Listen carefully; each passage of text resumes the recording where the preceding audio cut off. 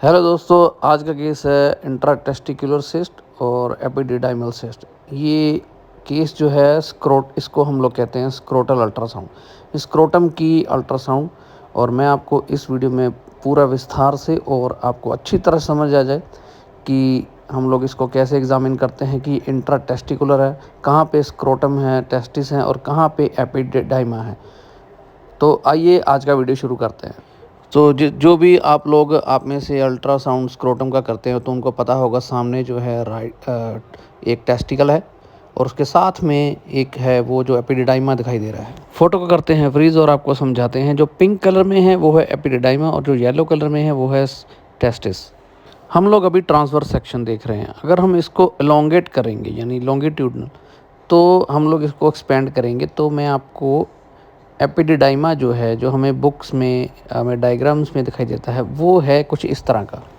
Pink colour से जो mark किया है वो हमें एपिडिडाइमा है। और इसके अलावा हमें और क्या दिखाई दे रहा है, साथ में फ्लूइड, राइट टेस्टिकल के साथ एपिडिडाइमा और साथ में जो ब्लैक कलर का है वो फ्लूइड यानी कि हाइड्रोसील। ये केस स्क्रोटम में पेन का था, तो हमें उसमें एग्जामिन करना है कि क्या पैथोलॉजी हो सकती है। तो इसमें हमें एक फ्लूइड दिखाई दे रहा है। राइट टेस्टिकल को हम लोग अच्छी तरह से देखेंगे, उसमें कुछ स्पेस ऑक्यूपाइंग यानी SOL, कोई मास या कोई फ्लूइड या कुछ विशिष्ट तो नहीं है। तो राइट टेस्टिकल जो है नॉर्मल है। तो हम लोग बढ़ते हैं लेफ़्ट टेस्टिकल और लेफ़्ट एपिडिडाइमा की तरफ।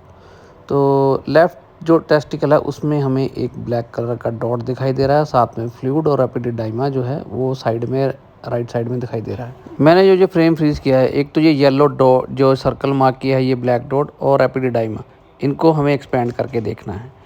तो जो ब्लैक कलर का सर्कल है हम लोग उसको अभी एग्ज़ामिन करेंगे कि ये सिस्ट है या क्या। तो उसके लिए कंफर्म करने के लिए हम लोग डॉपलर डालते हैं। अगर उसमें कलर नहीं आ रहा है तो ये सिस्ट है।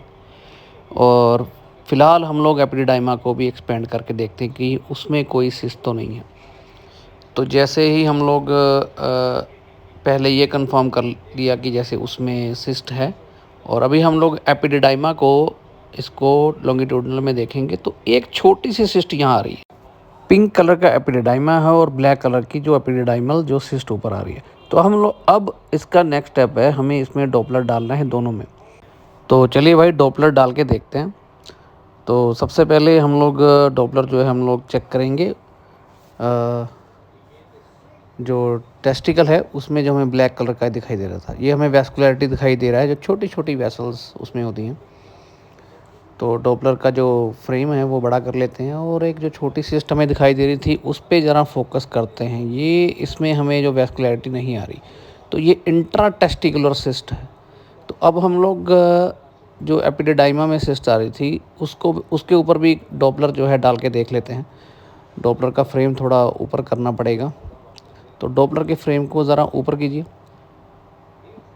हाँ, तो अब जो है डॉपलर के फ्रेम में एपिडिडाइमल सिस्ट आ रही है और यहाँ पे भी कोई अंदर वैस्कुलरिटी नहीं, तो ये सिस्ट है।